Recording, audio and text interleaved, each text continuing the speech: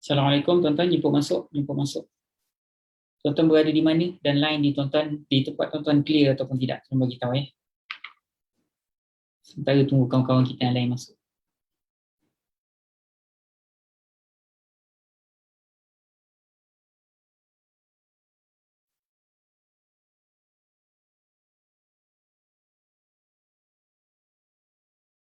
Jemput masuk, silakan, silakan, silakan.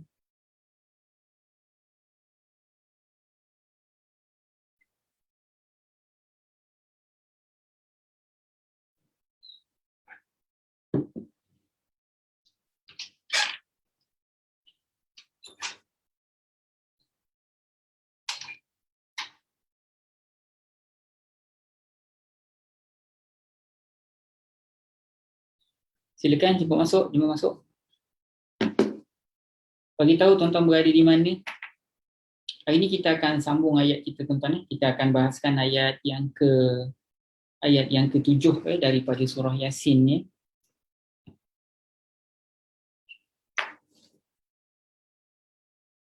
Silakan, silakan jemput masuk, jemput masuk.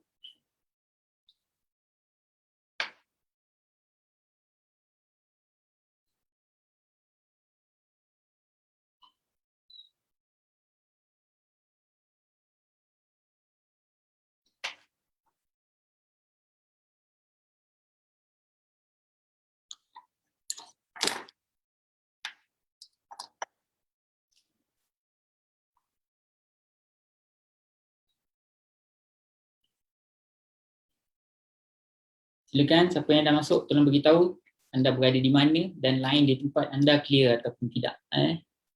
InsyaAllah, jari kita start sementara tunggu sahabat-sahabat lain masuk ya tuan-tuan. Hari ini kita bahaskan ayat yang ke-7 daripada surah Yasin ni.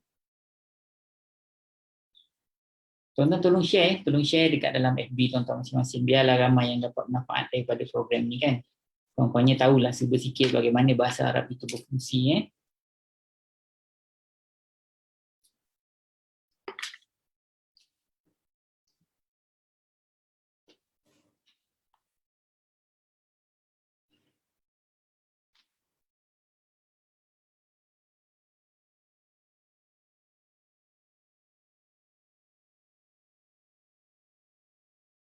Jemput masuk.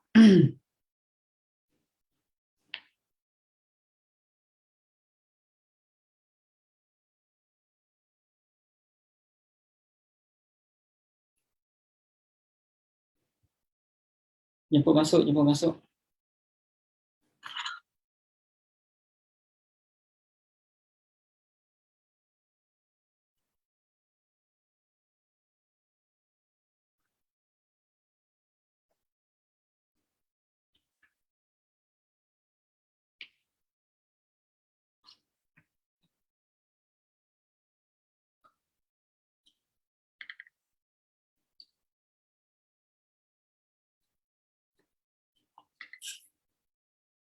Baik, insyaAllah tuan-tuan, sebelum kita mula, kita sama-sama baca Ummul Kitab surah Fatihah, dan mudah-mudahan Allah menambah hidayah kepada kita, ya. Mudah-mudahan kita mudah untuk mendapat hidayah daripada apa yang kita bicarakan hari ini, ya. Al-Fatihah.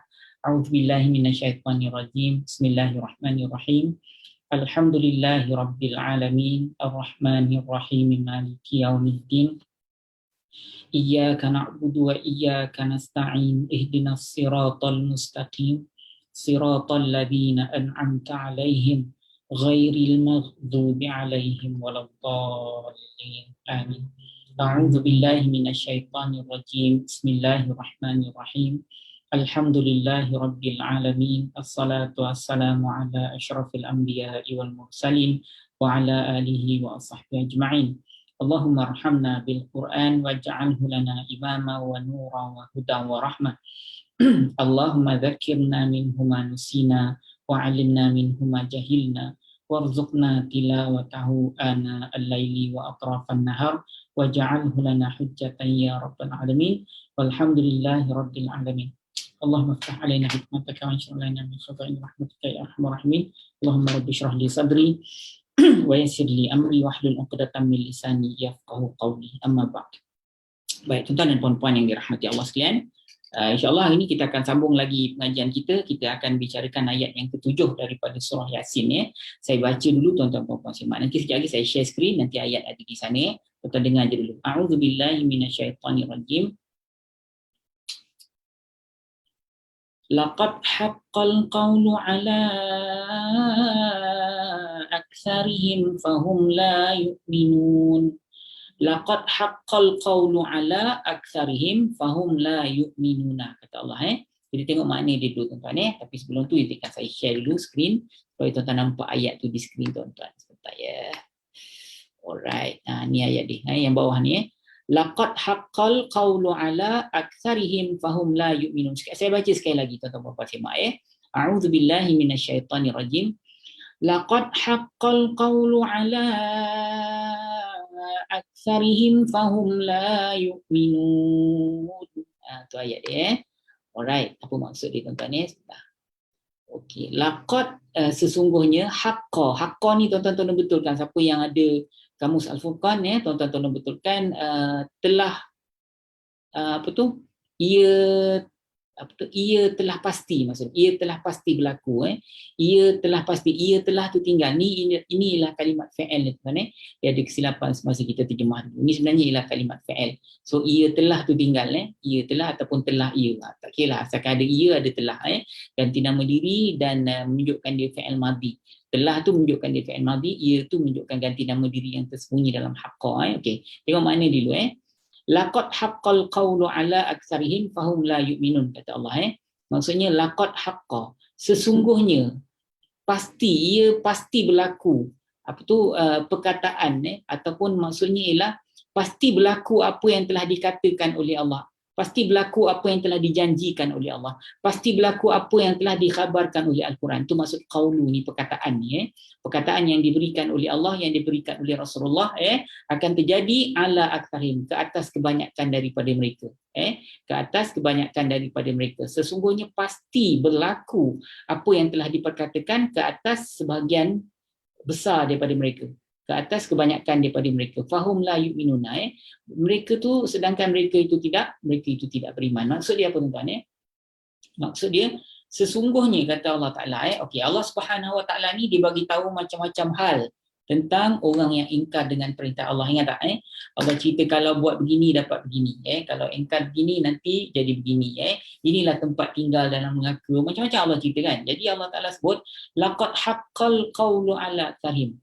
Sesungguhnya, kata Allah, sesungguhnya haqqal qawlu. Haqqal qawlu maknanya pasti akan terjadi ataupun pasti akan berlaku apa yang telah dikatakan. Pasti akan terjadi ataupun pasti akan berlaku perkataan-perkataan. Maksudnya apa? Perkataan-perkataan yang telah dijanjikan oleh Allah, yang telah dijanjikan oleh Rasulullah SAW, melalui hadis-hadis baginda dan melalui Allah Ta'ala melalui ayat-ayat Quran. Jadi Allah Ta'ala kata pasti akan berlaku ke atas kebanyakan daripada mereka. Kebanyakan daripada mereka. Jadi maknanya tuan-tuan, perkara ni tidak terjadi pada semua orang. Maknanya masuk neraka, kena seksa dalam kubur, kena seksa di padang mahsyar, kena seksa di titian sirat. Maknanya benda tu tidak terjadi pada semua orang. Itu yang menarik dalam nanti saya share balik dalam ayat ni. Tuan-tuan tengok. Allah Ta'ala menyebut terjadi ke atas kebanyakan daripada mereka. Tengok sini. Aktsaruhum, nampak ni? Terjadi atas kebanyakan daripada mereka. Nampak? Sesungguhnya telah pasti berlaku perkataan tersebut ke atas kebanyakan dari mereka, kebanyakan daripada mereka. Jadi maknanya kalau kebanyakan ada yang tak dapat lah, ada yang tak kena lah. Allah janji macam-macam, tiba-tiba ada sebahagian orang tak kena seperti mana yang dijanjikan oleh Allah Subhanahu Wa Taala. Dekat atas dunia dulu dia ingkar, dia langgar perintah Allah, tapi punya hari kiamat dia tak kena. Kenapa? Jadi macam tu. Okey, jawapannya ialah dia sempat bertaubatlah sebelum dia mati. Ya. Jadi tuan-tuan, penting untuk kita ingat Allah kira yang penghujung. Allah tak kira yang awal. Allah kira yang hujung sekali macam mana keadaan mati awak. Jadi ada orang ambil kesempatan, tak apalah, dia kata lambat lagi mati. Jangan buat gitu, kita tak tahu mati tu datang bila-bila tuan-tuan tahu. Tuan-tuan tengok dalam hal yang berkaitan dengan wabak penyakit contohnya, ataupun penyakit-penyakit yang datang melalui apa sajalah, melalui nyamuk ke, ataupun kematian yang datang melalui kemalangan tuan-tuan. Kadang-kadang kalau kemalangan tu lagi tragis tuan-tuan. Sihat-sihat segar bugar badan, kadang-kadang hari pergi gym, tapi bila kemalangan terjadi tuan-tuan, walaupun sihat macam mana pun benda tu apa, nak tahan macam mana kalau kemalangan berlaku, kemalangan kenderaan kereta ataupun motor kan. Jadi maut tu datang, dia tak bagi tahu kita bila dia nak datang, dia akan datang bila sampai masa dia. Jadi Allah Taala kata orang yang ingkar dengan perintah Allah ni, kebanyakan mereka akan terima azab seperti mana yang telah dijanjikan, kebanyakan daripada mereka. Tapi kalau andai kata dia sempat bertaubat, dia kembali kepada Allah, maka orang ni akan diampunkan oleh Allah Azza wa Jalla. Tuan-tuan pun tengok macam ni para sahabat kan, yang sebelum dia masuk Islam, tentulah dia sebelum dia jumpa dengan kebenaran macam-macam lah ceritanya kan. Tapi selepas dia berjumpa dengan Islam, dia masuk Islam, dia jumpa dengan Rasulullah SAW, mereka menjadi orang yang terbaik, tuan-tuan. Mereka menjadi orang yang terbaik, mereka menjadi orang yang paling disayangi oleh Allah Azza wa Jalla, tuan-tuan. Jadi mudah-mudahan kalau kita ni umur dah lanjut kan, sebahagian daripada kita semua umur dah lanjut lah kan. Jadi tentulah dulu kita ada macam-macam sejarah, tapi tuan-tuan tutup sejarah tersebut, jangan cerita kat orang, cerita dalam keadaan berbangga-bangga dengan apa yang kita pernah buat, itu jangan buat kerja, tuan-tuan.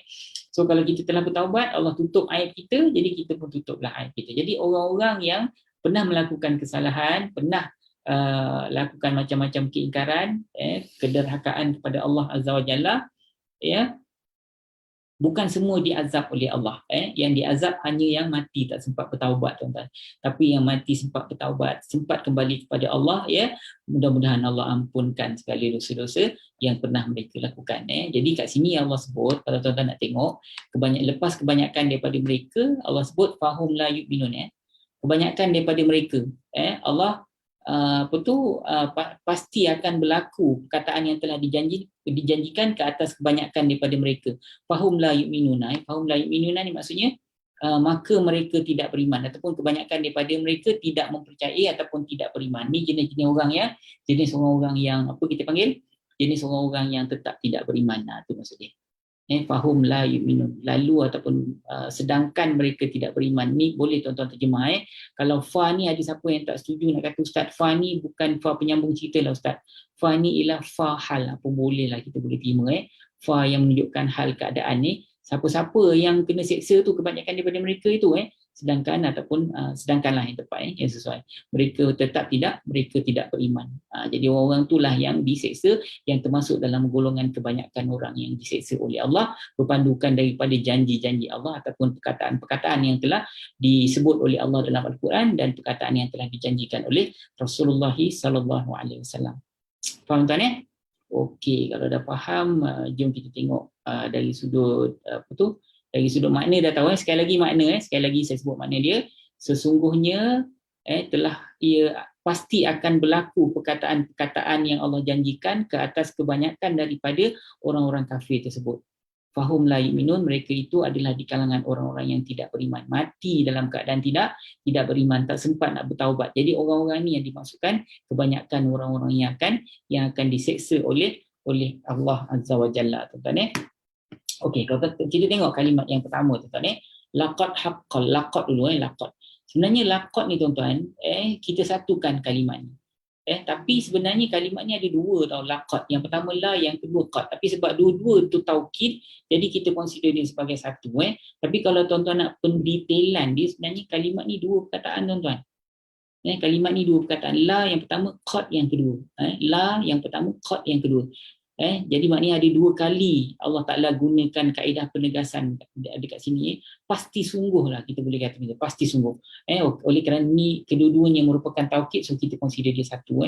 Sesungguhnya haqqa, telah pasti berlaku. Walaupun ni kalimat perbuatan ni, tuan-tuan. Macam saya sebut tadi, tuan-tuan, kalau ada kamus Al-Furqan tolong betulkan. Tambah perkataan ia telah pasti berlaku. Ia telah tu tinggal. So ini juga, walaupun ini ialah kalimat perbuatan, tapi kalimat perbuatan yang menunjukkan sesuatu yang ditegaskan oleh Allah. Pasti berlaku. Haqqa, haq ni kan benar kan? Maknanya benar berlaku, benar sungguh akan berlaku maksudnya. Pasti. Al-qawlu. Qawlu ni maknanya perkataan, ataupun apa yang telah disebut, ataupun apa yang telah dijanjikan oleh Allah dalam Al-Quran, dan apa yang telah dijanjikan oleh Rasulullah SAW. Pasti akan berlaku. Ala maknanya atas. Ala maknanya atas. Inilah kalimat harf jar. Aktsarihim, aktsari maknanya kebanyakan, atas kebanyakan daripada mereka, atas kebanyakan daripada mereka. Maknanya siapa-siapa yang mati tak sempat bertaubat tu, orang itulah yang akan ditimpakan apa yang telah dijanjikan sebelum tu. Fahum, fa maknanya maka ataupun lalu ataupun yang sesuai dekat sini ialah sedangkan. Hum maknanya mereka, la maknanya tidak, yu'minuna mereka beriman. Itu dia punya pecahan kalimat ini secara harfiah. Okey, kalau kita nak ambil secara teknikal, laqad. Laqad sesungguhnya telah, tuan-tuan. Okey, ini merupakan kalimat haraf. Kalau tuan-tuan belajar dengan sistem Al-Furqan, dalam pelajaran peringkat pertama pun kita ajar, peringkat kedua pun kita ajar, peringkat ketiga pun kita ajar tentang kalimat-kalimat ni. Okey, katalah dalam peringkat yang pertama, laqad ni dia termasuk dalam kelompok apa? Dia termasuk dalam kat sinilah.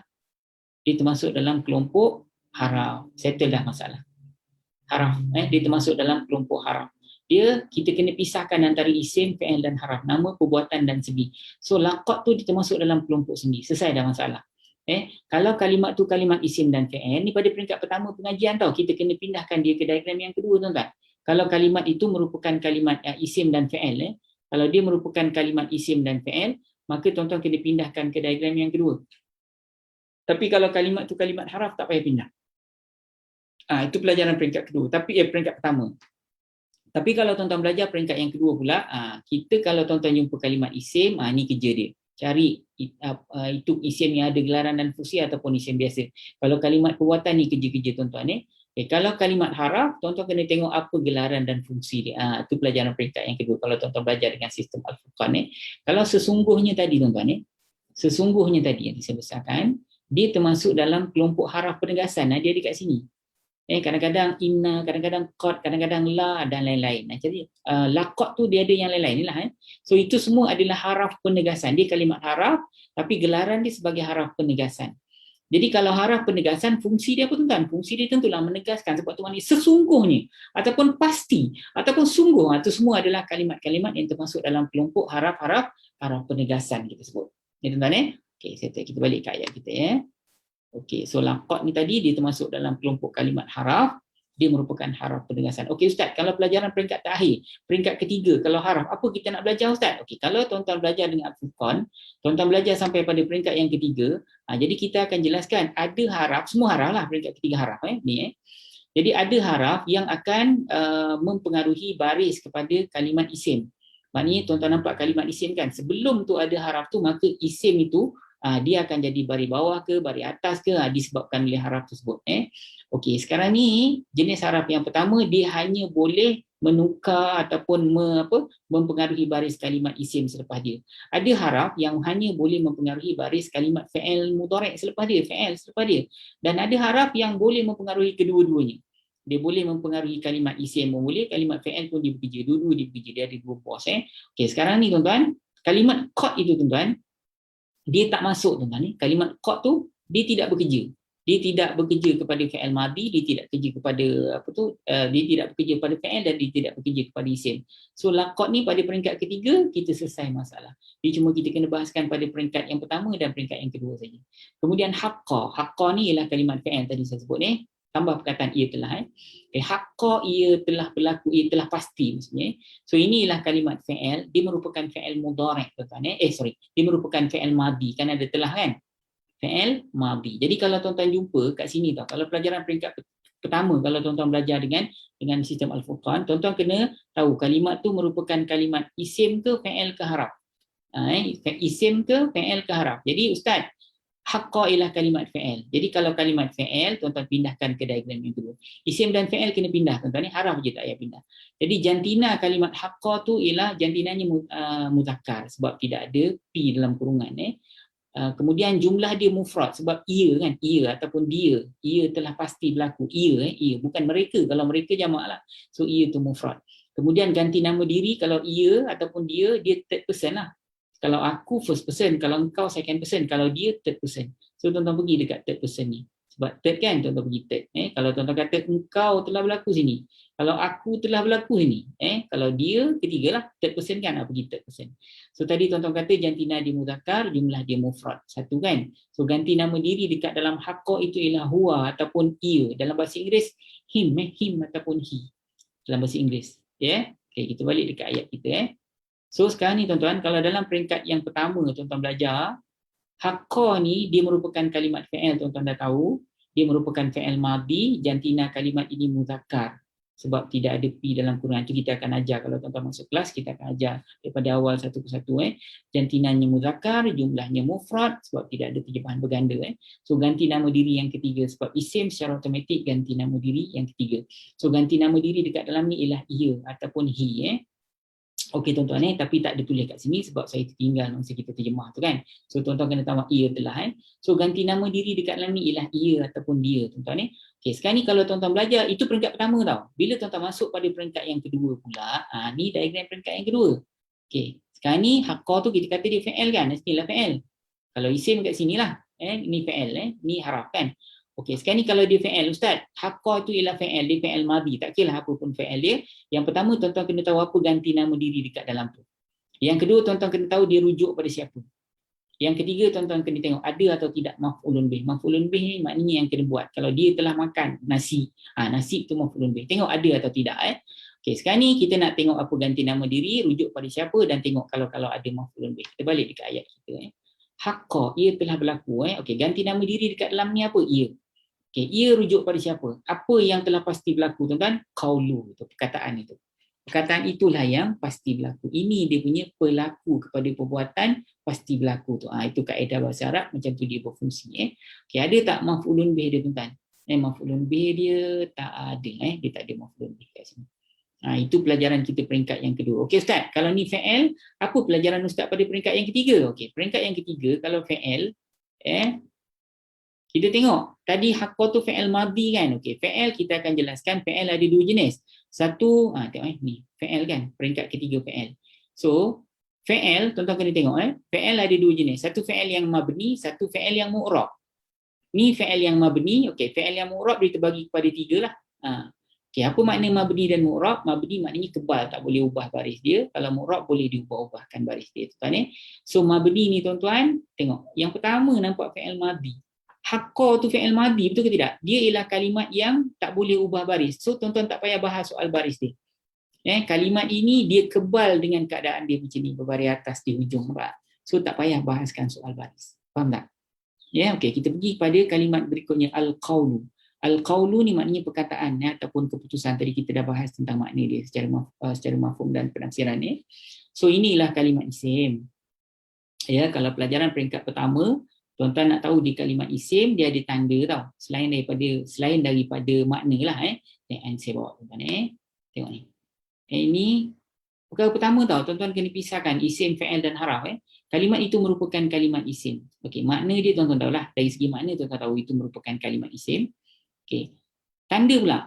Tanda ni lagi penting tuan-tuan Tuan-tuan tengok, ada tak tanda? Alif lam ada tak? Tanwin di hujung ada tak? Baris bawah di hujung ada tak? Cuba kita tengok Ada tak alif lam di pangkal kalimat? Oh Ustaz, saya nampak alif lam di pangkal kalimat. Confirm kalimat ni ialah kalimat isim. Tak payahlah cari benda lain. Satu pun dah cukup dah. So inilah kalimat isim tuan-tuan Okey, kalau isim, pelajaran peringkat yang kedua tuan-tuan Pelajaran peringkat yang kedua, kalau kalimat itu merupakan kalimat isim, kita kena tengok isim tu adakah isim yang ada gelaran dan fungsi ataupun isim biasa. Kalau isim yang ada gelaran dan fungsi ni macam mereka ataupun allazi, yang, zalika, itulah, itu semua adalah kalimat isim-isim yang ada gelaran dan fungsi. Tuan-tuan dah download ke belum benda ni? Kalau belum download, sila download Okay, itu jenis isim yang pertama yang ada gelaran dan fungsi. Tapi jenis isim yang kedua ialah isim yang biasa. Kalau isim biasa ni tuan-tuan, ujung dia tuan-tuan boleh ubah-ubahkan baris. Kan macam selalu saya sebut, kalimah Allah, tuan-tuan tengok ada Allahu, Allaha, Allahi kan. Kitabu, kitabah, kitabi. Samalah macam al-qawlu, al-qawla, al-qawli. Itu adalah kalimat-kalimat yang boleh tuan-tuan ubah-ubahkan baris dia tuan-tuan. Al-qawlu, al-qawla, al-qawli kan. Jadi inilah kalimat isim biasa. So kalau isim biasa, dia sedang berpangkat apa? Ustaz, dia sedang berpangkat marfu'. Apa? Dia sedang berpangkat marfu'. Tengok balik sini saya bawa sini. Jadi kalau baris atas nanti saya besarkan isim biasa Tengok isim biasa ni. Kalau baris atas maknanya dia sedang berpangkat mansub. Kalau baris depan dia sedang berpangkat marfu'. Kalau baris bawah dia sedang berpangkat majrur. So kalimat ni dia sedang baris apa tuan-tuan? Qaulu, dia sedang berbaris depan. Jadi maknanya ni Ustaz, kalimat ni sedang berpangkat marfu'. Jadi kalau saya tanya macam mana awak tahu dia sedang berpangkat marfu'? Tu saya nampak tanda ni. Tanda dhammah ni, tanda baris depan ni, itu yang menunjukkan kalimat ini sedang berpangkat marfu' tu maksud dia. Ya, okey. Sekarang ni kalau tuan-tuan dah tahu dia sedang berpangkat marfu', kenapa dia berpangkat marfu'? Nanti saya bawa kat sini. Ya, ni kan, ni isim kan. Qaulu tu kan isim, dia ada alif lam tadi kan. Dia ialah isim biasa. So isim biasa boleh kita ubah-ubahkan baris dia tuan-tuan. Boleh kita ubah-ubahkan baris dia kan. So dia sedang baris depan ke baris atas ke baris bawah? Dia sedang baris depan Ustaz. Maknanya dia sedang berpangkat marfu'. Okey, kalau Ustaz tanya, ni tanda-tanda marfu' tau. Okey, kalau dekat dalam kalimah al-qaulu tu Allah nak tunjuk dia sedang berpangkat marfu', Allah pakai tanda yang nombor berapa ni? Tengok, tanda ada 3 kan.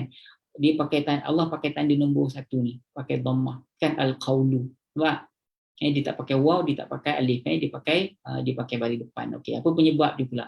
Ingat tak tadi kita kata haqqa tu ialah kalimat fi'il, telah pasti berlaku. Siapa yang berlaku? Yang berlaku tu ialah al-qaulu. So al-qaulu tu merupakan pelaku kepada perbuatan pasti terjadi tu. Pasti tu ia telah pasti berlaku kan. Siapa yang berlaku? Qaulu tu. Qaulu tu ialah yang pasti berlaku. So dia merupakan fa'il ataupun pelaku kepada perbuatan haqqa ni. Okey kan? Okey tidak? Okey, sekarang ni itu pelajaran peringkat ketiga. Kalau pelajaran peringkat pertama dengan sini tuan-tuan tuan-tuan ni masih peringkat pertama sebenarnya. Tapi saya sengaja dedahkan pelajaran peringkat yang kedua dan ketiga. Tapi sekarang ni kalau tuan-tuan saya tanya semula, ini kalimat isim ke fi'il ke haraf? Ustaz, ni ialah kalimat haraf Ustaz, kalimat sendi.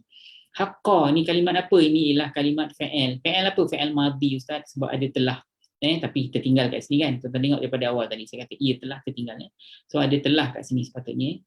Kemudian al-qaulu, ini kalimat isim ke fi'il ke haraf? Ustaz, ini ialah kalimat isim Ustaz. Okay, kalau isim apa bukti dia? Ni ada alif lam di pangkal kalimat. Nampak?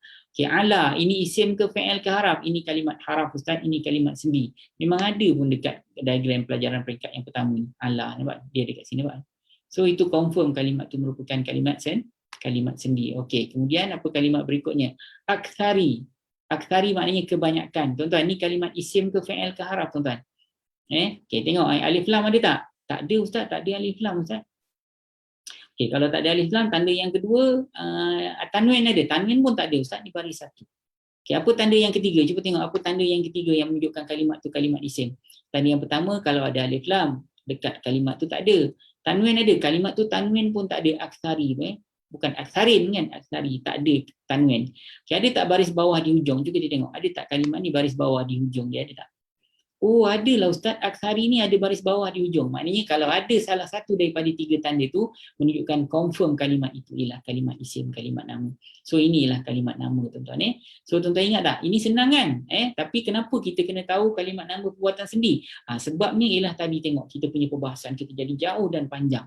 Tapi punca dia tuan-tuan kena pisahkan dulu kalimat tu kalimat isim ke fi'il ke haraf tu. Okay, home merupakan kalimat isim tuan-tuan. Tapi ini isim yang ada gelaran dan fungsi ke isim biasa. Ini ialah isim yang ada gelaran dan fungsi. Itu ialah pelajaran peringkat kedua tuan-tuan. So kita tahu ini merupakan kalimat isim ialah melalui makna dia. Maknanya dia mereka kan. So apa gelaran untuk kalimat ni? Gelarannya isim ganti nama diri Ustaz. Itu maksudnya. Kemudian fa maknanya maka kan. Ini merupakan kalimat haraf. Kalau haraf, pelajaran peringkat kedua, apa haraf, apa gelaran dia? Nanti kita masuk peringkat kedua, saya akan jelaskan semula. Kemudian home kan, home maknanya mereka, so ini merupakan kalimat isim. Kan sama kat sini kan? Tapi isim yang ada gelaran dan fungsi, itu juga pelajaran peringkat yang kedua. Kemudian la maknanya tidak atau tiada. Inilah merupakan kalimat haraf. Peringkat kedua nanti kita akan belajar, ini gelaran dia ialah haraf nafi. Haraf nafi. Kemudian yang terakhir ialah yu'minuna, mereka beriman. Ini kalimat isim ke fi'il ke haraf. Mereka beriman, mereka duduk, mereka pergi, mereka makan, mereka tidur. Ini merupakan kalimat fi'il. Fi'il apa tuan? Fi'il mudhari'. Sebab kalau fi'il madhi dia ada telah tau. Betul tak? Kalau fi'il madhi dia ada telah dalam terjemahan dia. Macam tadi kita jumpa haqqa tu kan. Cuma haqqa tu saya sebut tadi, saya silap lah. Tak. Yang itu kita tertinggal perkataan ia telah. Ada kesilapan masa kita terjemah tu. So ini merupakan kalimat fi'il tapi tak ada telah, dia merupakan fi'il. Dia merupakan fi'il mudhari'. So pada peringkat yang kedua kita tengok apa ganti nama diri rujuk pada siapa, ada atau tidak maf'ul bih. Itu semua pelajaran peringkat kedua tuan-tuan. Pelajaran peringkat pertama ni sangatlah mudah tuan-tuan. Tapi saya nak tuan-tuan experience tahu macam mana pelajaran orang kalau masuk peringkat yang kedua nanti. So tuan-tuan jangan risau, kita akan masuk juga peringkat yang kedua nanti tahu. So tuan-tuan akan cari kalau kalimat fi'il, apa ganti nama diri dia, rujuk pada siapa, dan ada atau tidak maf'ulun bih, itu semua pelajaran peringkat kedua. Peringkat pertama ni paling simple pelajaran tuan-tuan, tengok mana isim, mana fi'il, mana haraf. Kalau isim mana tanda dia, kadang tanda dia Allah pakai alif lam kan, kadang tanda dia Allah pakai tanwin, kadang tanda dia Allah pakai baris bawah di hujung.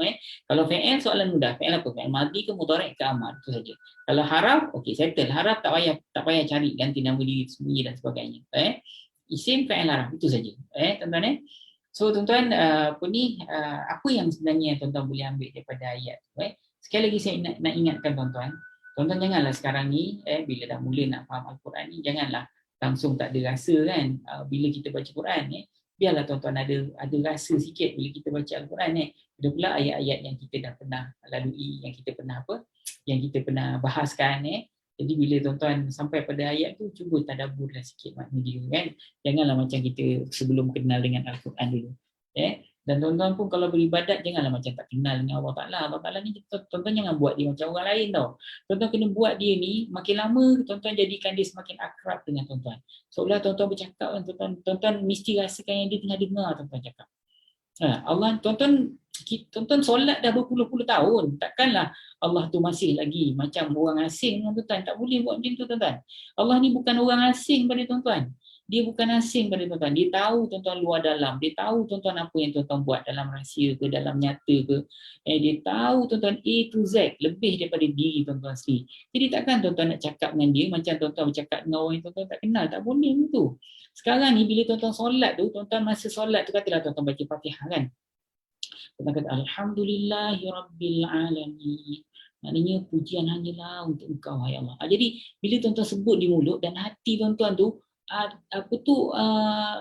iktiraf ayat tu dan seolah-olah tuan-tuan sedang menyebut sesuatu. Itu ialah kalam Allah dan seolah-olah Allah tengah menulis surat dengan tuan-tuan. Macam tuan-tuan baca surat lah kan. Kan Al-Quran pun diturun dalam bentuk tulisan. Jadi kan. Jadi bila Allah Ta'ala kata Alhamdulillahirabbilalamin kan, segala puji hanyalah untuk Allah. Bila Alhamdulillahirabbilalamin, maksudnya segala puji hanya untuk Allah seorang kan. Jadi dalam hati kita betul Allah, pujian hanyalah untuk Engkau seorang. Seolah-olah macam tu. Ar-Rahmanir-Rahim, betul ya Allah, Engkau lah yang maha pemurah ya Allah. Kalau masa itu kita boleh bayangkan, tengoklah diri kita ni betapa banyaknya nikmat kita. Engkau lah yang maha pemurah. Ar-Rahim, Engkau lah yang maha penyayang, Engkau lah yang menyayangi aku di dunia, hari akhirat nanti pun Kau akan menyayangi aku. Kau masukkan aku dalam syurga walaupun amalan aku tak banyak mana. Jadi tuan-tuan, lain tuan-tuan kalau tuan-tuan baca macam orang baca sebelum dikenal dengan Allah. Jangan tuan-tuan buat macam tuan-tuan tak kenal dengan Allah tau. Allah tu kenal tuan-tuan, sekecil-kecil benda dia kenal. Jadi tuan-tuan kena buat seolah-olah tuan-tuan sedang berbicara dengan orang yang kenal tuan-tuan macam lebih daripada mak tuan-tuan sendiri. Kena macam tu tuan-tuan. Maliki yaumiddin kita katakan, yang berkuasa, yang memerintah pada hari kiamat. Maknanya nanti hari kiamat nanti tak ada siapa pun boleh tolong aku. Kau seorang je lah kan. Bila kita dapat perasaan tu, dia lain macam tuan-tuan. Jadi bila tuan-tuan start belajar bahasa Arab, janganlah tuan-tuan rasa tuan-tuan sama macam sebelum tuan-tuan belajar bahasa Arab. Tak boleh macam tu tuan-tuan. Tuan-tuan kena masa solat, masa baca sesuatu. Tapi yang paling best sekali tuan-tuan tahajud. Tuan-tuan rajin-rajin tahajud kan tuan-tuan. Malam-malam tuan-tuan bangun, orang lain dah tidur, tuan-tuan tahajud. Masa tu kalau tuan-tuan baca 2 rakaat je, lepas tu tuan-tuan witir 1 rakaat kalau yang belum start. Tapi kalau dah start, tambah lagi dan panjangkan masa dia lagi. Ni saya nak cerita orang yang belum start kalau tak percaya. Tuan-tuan buat dalam masa seminggu atau 2 minggu, nanti tuan-tuan akan mula rasa kelainan dia. Kalau tuan-tuan yang dulu mula-mula buat 3 rakaat, banyak lebihkan, buatlah 5 rakaat. Jadi tuan-tuan baca surah-surah yang tuan-tuan rasa tuan-tuan hafal, tuan-tuan boleh ulang-ulang kalimat tu tau. Wadduha wal-laili idza saja ma wadda'aka rabbuka wa ma qala, gitu kan. Tidaklah Allah Ta'ala tu menjauhkan diri dan benci pada engkau.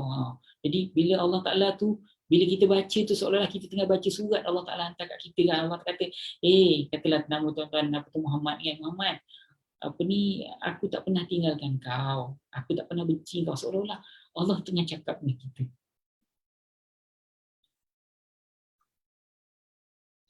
Allah tengah cakap dengan kita tuan-tuan tahu. Aku tak pernah tinggalkan kau. Dia kata, aku tak pernah benci kau. Kemudian, walal akhiratu khairun laka minal ula. Walal akhiratu khairun laka minal ula. Kan Allah Ta'ala sebut dalam surah Duha kan. Maksudnya apa? Sesungguhnya kata Allah Ta'ala, akhirat itu lebih baik daripada dunia dulu. Untuk engkau, tinggal sesungguhnya akhirat itu untuk engkau, walal akhiratu khairun laka, lebih baik untuk engkau daripada dunia ni. Cuba tuan-tuan bayang Allah Ta'ala tengah tulis surat kat kita macam tu, katalah nama tuan-tuan Muhammad kan Muhammad, akhirat tu nanti lebih baik untuk engkau tahu daripada dunia dulu. Kemudian tu walal akhiratu khairun laka minal ula wala sawfa yu'tika rabbuka fatardo. Allah Ta'ala, kalau tuan-tuan tak menangis, saya tak tahulah apa nak cakap. Allah Ta'ala kata, nanti aku akan bagi kau, kata Allah Ta'ala. Tuan-tuan bayangkan Allah tulis surat kat kita. Allah kata, akhirat itu lebih baik untuk kau dari dunia, wahai Muhammad. Katalah nama tuan-tuan Muhammad kan Aisyah, tak kira lah. Aku akan bagi kau, kata Allah Ta'ala. Walau saufa yu'tika fatardu, aku akan bagi kau, nanti kau akan gembira, kata Allah Ta'ala. Tuan-tuan, kalau tuan-tuan tak menangis baca Quran, saya tak tahulah tuan-tuan. Kalau tuan-tuan tak menangis masa tuan-tuan solat, saya tak tahu nak kata lah. Sebab tu tuan-tuan kena rajin tahajud. Kalau tuan-tuan nak dapat rasa seronok berbual dengan Allah Ta'ala, seronok mengadu dengan Allah Ta'ala, tuan-tuan solat tahajud waktu orang lain tengah tidur. Tuan-tuan dapat rasakan, fahamkan makna ayat-ayat yang tuan-tuan dah hafal tu tuan-tuan. Nanti tuan-tuan akan dapat apa yang saya sebut ni, insya-Allah. Saya doakan tuan-tuan ni. Saya doakan tuan-tuan supaya tuan-tuan rajin dekatkan diri dengan Allah Subhanahu Wa Taala. Pesan saya yang terakhir, tolong dengar, jangan tuan-tuan buat Allah tu macam orang yang tuan-tuan tak kenal. Berubahlah tuan-tuan. Tuan-tuan, kita dah berumur kan, kita berubah. Allah tu kenal kita tuan-tuan. Jadi kita kena tunjukkan bahawasanya bila Allah Ta'ala tu bercakap, dia sedang bercakap dengan kita. Quran ni jangan tuan-tuan buat macam tuan-tuan tengok akhbar dalam bahasa Perancis. Angin lalu tu bukan. Quran ni ialah untuk kita tuan-tuan. Sebab tu tuan-tuan sekarang ni belajar bahasa Arab Al-Quran. Tujuannya apa? Tujuannya supaya tuan-tuan faham apa mesej yang Allah Ta'ala nak sampai, apa perintah Allah dan apa larangan Allah, tuan-tuan boleh hayati. So terima kasih atas perhatian. Nanti kita jumpa pada pertemuan kita yang akan datang. Tuan-tuan tolong share tuan-tuan. Tolong share dan tuan-tuan komen lah. Tuan-tuan nak komen insya-Allah apa ni so kalau tuan-tuan nak belajar bahasa Arab Al-Quran, tuan-tuan pergi ke tuan-tuan hantar saya berminat dan hantar ke 019-511-9000. Nanti admin Al-Furqan dia akan bantu tuan-tuan.